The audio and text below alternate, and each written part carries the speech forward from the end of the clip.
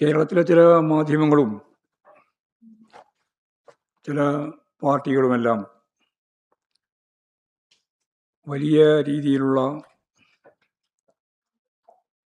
ആവേശ പ്രചരണം ഇലക്ഷൻ കഴിഞ്ഞ ആ നിമിഷം മുതൽ ആരംഭിക്കുകയുണ്ടായി. അതിന് അവർ പറഞ്ഞ കാര്യം വോട്ടിംഗ് ശതമാനത്തിലുണ്ടായ വർധനവ് ഭരണവിരുദ്ധ വികാരത്തിൻ്റെ തെളിവായിട്ട് പറഞ്ഞുകൊണ്ടാണ് 100+ലേക്ക് UDF ഭരണത്തിലേക്ക് പോകുന്നു എന്ന പ്രചരണ പ്രവർത്തനം ആരംഭിച്ചത്. എന്നാൽ വസ്തുതാപരമായ കാര്യങ്ങൾ പരിശോധിച്ചാൽ ഈ പ്രചരണത്തിലൊന്നും യാതൊരു അടിസ്ഥാനവുമില്ല എന്ന കാര്യം നമുക്ക് മനസ്സിലാക്കാൻ കഴിയും. SIRന് മുമ്പ് 2.84 കോടി വോട്ടർമാരാണ് പട്ടികയിൽ ഉണ്ടായിരുന്നത്. എന്നാൽ പട്ടികയിലെ തീവ്ര പരിഷ്കരണത്തിന് ശേഷം 2.17 കോടി വോട്ടർമാരായാണ് അത് ചുരുങ്ങിയത്. അവരിൽ 78.27% വോട്ടർമാരാണ് വോട്ട് രേഖപ്പെടുത്തിയിട്ടുള്ളത് എന്ന് ചീഫ് ഇലക്ടറൽ ഓഫീസർ കണക്ക് പുറത്ത് വിട്ടിരിക്കുകയാണ്. 2020-21 94 മണ്ഡലങ്ങളിൽ വോട്ടർമാരുടെ എണ്ണം SIRന് ശേഷം കുറയുകയാണ് ഉണ്ടായത്. അതായത് 2021 തിരഞ്ഞെടുപ്പിനെ അപേക്ഷിച്ച് 94 മണ്ഡലങ്ങളിൽ വോട്ടർമാരുടെ എണ്ണം തീവ്ര പരിഷ്കരണത്തിന് ശേഷം കുറഞ്ഞു എന്നാണ് നമുക്ക് കാണാൻ സാധിക്കുക. എന്ന് പറഞ്ഞാൽ ഭൂരിപക്ഷ മണ്ഡലങ്ങളിൽ നടത്തും 94 മണ്ഡലങ്ങളിലും ഏറ്റവും കൂടുതൽ കുറഞ്ഞത്, അത് വലിയ നമ്പറാണ്, 47,647 വോട്ടർമാരുടെ കുറവുണ്ടായത് തിരുവനന്തപുരം മണ്ഡലത്തിലാണ് എന്ന് കാണാൻ കഴിയും.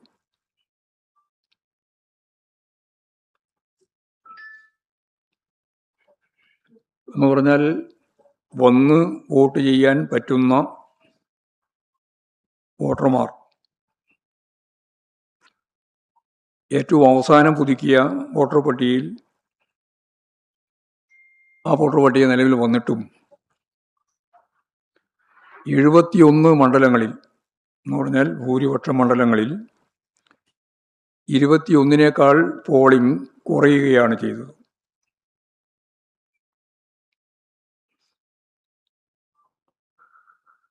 രണ്ടായിരത്തി 2021 നടന്ന തെരഞ്ഞെടുപ്പിൽ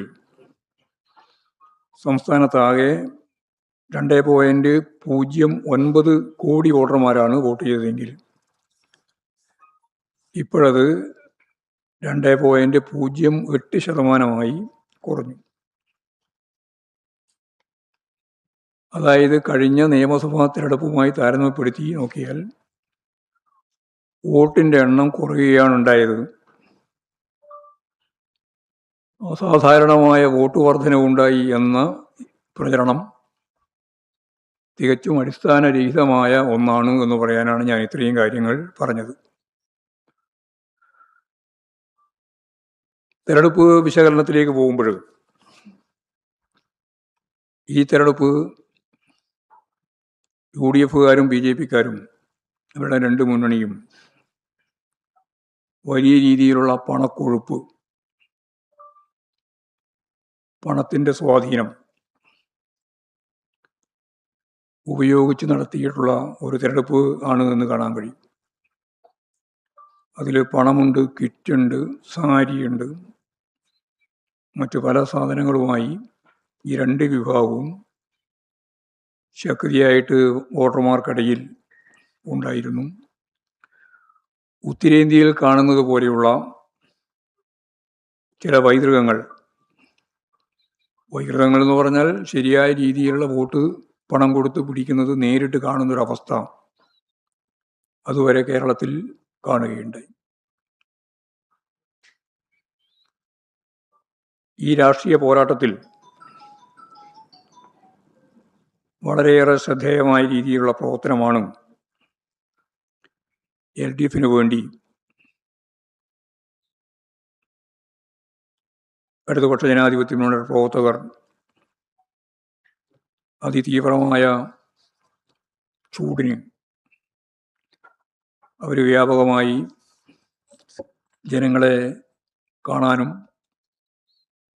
തുടർച്ചയായി സ്ക്വാഡ് പ്രവർത്തനം നടത്താനും ഒക്കെ അഹോരാത്രം ജോലി ചെയ്യുന്ന നില ഉണ്ടായി. ജോലിയെല്ലാം ഉപേക്ഷിച്ച് തെരഞ്ഞെടുപ്പ് പ്രവർത്തനത്തിലിറങ്ങിയ, ഞാൻ നേരത്തെ പറഞ്ഞതുപോലെ തിളച്ചു കൊണ്ടിരിക്കുന്ന വെയിലത്ത് എല്ലാ പ്രയാസങ്ങളും സഹിച്ച് പ്രവർത്തിച്ച ലക്ഷക്കണക്കിന് പ്രവർത്തകരെ ഞാൻ ഈ സന്ദർഭത്തിൽ അഭിവാദ്യം ചെയ്യുകയാണ്. അവരെല്ലാം നടത്തിയിട്ടുള്ള ത്യാഗപൂർണമായ പ്രവർത്തനത്തിന് അതിൻ്റെതായ റിസൾട്ട് ഉണ്ടാവുമെന്ന കാര്യത്തിൽ യാതൊരു സംശയവും ഇല്ല.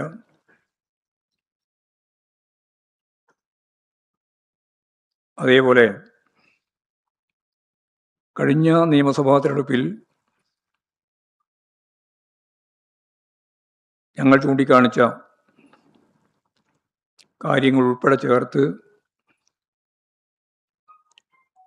നടപ്പിലാക്കിയ നേട്ടങ്ങളും വർഗീയ സംഘർഷങ്ങളില്ലാത്ത സൗഹാർദ്ദപരമായ അന്തരീക്ഷം, മതനിരപേക്ഷത സൃഷ്ടിച്ച കേരളത്തിൻ്റെ പശ്ചാത്തലവും വളരെ വലിയ മതിപ്പോടുകൂടിയാണ് ജനങ്ങൾ വീക്ഷിച്ചിട്ടുള്ളത്. അതുകൊണ്ട് തന്നെ സർക്കാർ തുടരണമെന്ന കാഴ്ചപ്പാട് പൊതുവിൽ ജനങ്ങളിൽ ഉണ്ടായിട്ടുണ്ട്. LDF ഉയർത്തിപ്പിടിക്കുന്ന രാഷ്ട്രീയ നിലപാടുകൾക്ക് വലിയ അംഗീകാരം നൽകുന്ന സ്ഥിതിയും ഉണ്ടായി. ഇതിൻ്റെ അടിസ്ഥാനത്തിൽ തെരഞ്ഞെടുപ്പ് വിശകലനം ചെയ്യുമ്പോൾ കഴിഞ്ഞ 2 തെരഞ്ഞെടുപ്പിലും 2016 2021 ഇടതുപക്ഷ ജനാധിപത്യ മുന്നണിക്ക് 90-ൽ കൂടുതൽ സീറ്റുകൾ ലഭിച്ചുകൊണ്ടാണ് അധികാരത്തിൽ വരാൻ സാധിച്ചത്. ഇപ്രാവശ്യവും ഞങ്ങൾ വിശദമായിട്ട് പരിശോധിച്ചപ്പോൾ 90 സീറ്റുകളിൽ കൂടുതൽ നേടി കഴിഞ്ഞ 2 പ്രാവശ്യം പോലെ തന്നെ വൻ ഭൂരിപക്ഷത്തോടെ ഇടതുപക്ഷ ജനാധിപത്യ മുന്നണി അതിൻ്റെ 3ാം ടേമിലേക്ക് കടക്കും എന്ന കാര്യത്തിൽ യാതൊരു സംശയവും ഇല്ല. ഈ കാര്യം കഴിഞ്ഞ ഈ മാസം 9-ന് ജനങ്ങൾ നിശ്ചയദാർഢ്യത്തോടുകൂടി തീരുമാനിച്ചു കഴിഞ്ഞു എന്നുള്ളതാണ് സത്യം. ദാരിദ്ര്യരഹിത കേരളം സൃഷ്ടിക്കുന്നതിനുള്ള അംഗീകാരം അത് സ്വാഭാവികമായും ഈ തെരഞ്ഞെടുപ്പിൽ സ്വാധീനിച്ചിട്ടുണ്ട്. ഞാനിനി ഓരോന്നോരോന്നായിട്ട് വിശദീകരിക്കേണ്ട കാര്യമില്ല, അതെല്ലാം നമ്മൾ തെരഞ്ഞെടുപ്പിൻ്റെ ഭാഗമായിട്ട് ചർച്ച ചെയ്തതാണ്. പോളിംഗ് കഴിഞ്ഞതിന് ശേഷം വലിയ അവകാശവാദമാണ് ഞാൻ നേരത്തെ പറഞ്ഞ പോലെ UDF നേതാക്കളും ഒപ്പം ചില മാധ്യമങ്ങളും മുന്നോട്ടേക്ക് വെക്കുന്നത്. കഴിഞ്ഞ നിയമസഭാ തെരഞ്ഞെടുപ്പിൻ്റെ ഘട്ടത്തിലും ഈ വിശ്രമ ഒഴിവ് സമയത്ത് അല്ലെങ്കിൽ അതിന് കുറച്ച് മുമ്പ് തന്നെ UDFകാർ മന്ത്രിസഭാ രൂപീകരണം പോലും സാങ്കല്പികമായി നടത്തി കഴിഞ്ഞതായിരുന്നു. അന്ന് മുഖ്യമന്ത്രി സ്ഥാനം ഉമ്മൻചാണ്ടിയും രമേശ് ചെന്നിത്തലയും പങ്കുവെക്കും എന്ന കാര്യം അന്ന് ചർച്ച ചെയ്യേണ്ടതായിട്ടുണ്ട്. മന്ത്രിമാരുടെ ലിസ്റ്റും പേഴ്സണൽ സ്റ്റാഫിൻ്റെ അംഗങ്ങളുടെ റിക്രൂട്ട്മെൻറ്റുമെല്ലാം ഉയർന്ന ഉദ്യോഗസ്ഥന്മാരെ സംബന്ധിച്ചിടത്തോളമുള്ള കാഴ്ചപ്പാടെല്ലാം അന്ന് പുറത്തു വന്ന വിവരങ്ങളായിട്ട് നമ്മളെല്ലാം അറിഞ്ഞതാണ്. എന്നാൽ തിരഞ്ഞെടുപ്പ് ഫലം പുറത്തു വന്നപ്പോൾ 99 സീറ്റ് നേടി LDF അധികാരത്തിൽ വരികയാണ് ചെയ്തത്. ഇപ്രാവശ്യവും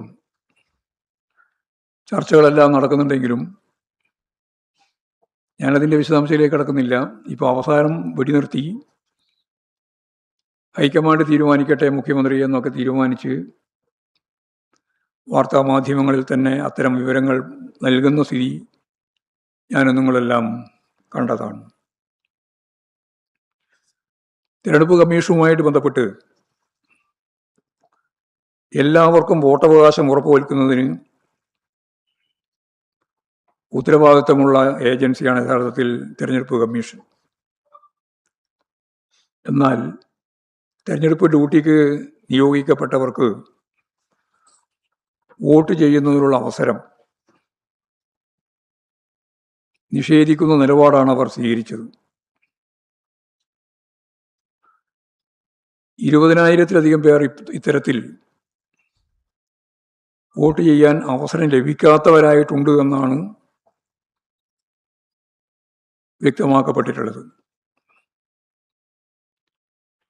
ഹൈക്കോടതിയിൽ ഇപ്പോൾ ഇതിൻ്റെ ഭാഗമായിട്ടൊരു കേസ് നിലവിലുണ്ട്.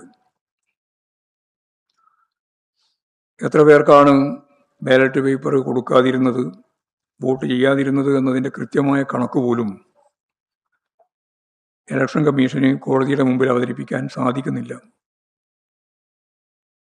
സ്വാഭാവികമായും അതിൻ്റെ അടുത്ത സിറ്റിങ്ങിൽ ഈ കണക്കിൻ്റെ വിശദാംശങ്ങൾ അവർ അന്വേഷിക്കുന്നുണ്ട്.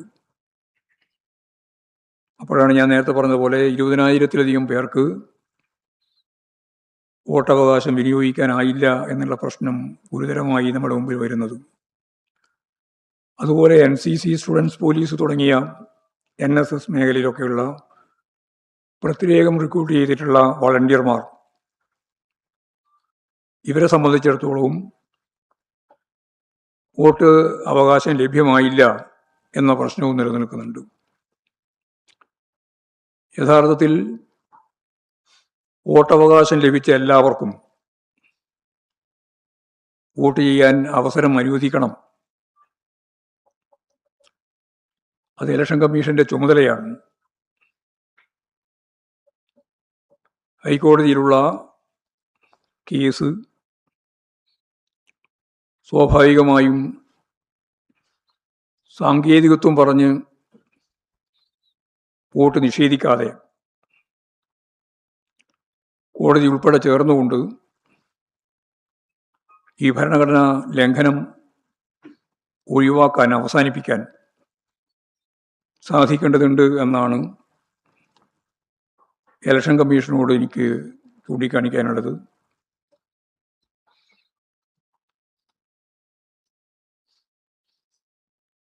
അഞ്ചരക്കണ്ടി മെഡിക്കൽ കോളേജിലെ, ഡെൻ്റൽ മെഡിക്കൽ കോളേജിലെ നിതിൻ രാജ് മരിക്കുന്നതുമായിട്ട് ബന്ധപ്പെട്ട ഉയർന്നു വന്ന ആരോപണങ്ങളും ആക്ഷേപങ്ങളും അതിൻ്റെ നിജസ്ഥിതി മനസ്സിലാക്കി കൃത്യമായ നടപടി സ്വീകരിക്കണമെന്നാണ് അതുമായിട്ട് ബന്ധപ്പെട്ട് പറയാനുള്ളത്. ഒരു വലിയ പ്രതിഷേധം കേരളത്തിൻ്റെ വിവിധ മേഖലയിൽ ഉണ്ടായിട്ടുണ്ട്. ജാതി അധിക്ഷേപം ഉൾപ്പെടെയുള്ള പ്രശ്നങ്ങളാണ് കുടുംബം ഉയർത്തുന്ന പ്രശ്നം. എല്ലാ വശങ്ങളും പരിശോധിച്ച് ആവശ്യമായ കർശനമായ നടപടി സ്വീകരിക്കണം എന്നാണ് അഭ്യർത്ഥിക്കാനുള്ളത്. ഇത്രയും കാര്യങ്ങളാണ് പൊതുവായി പറയാനുള്ളത്.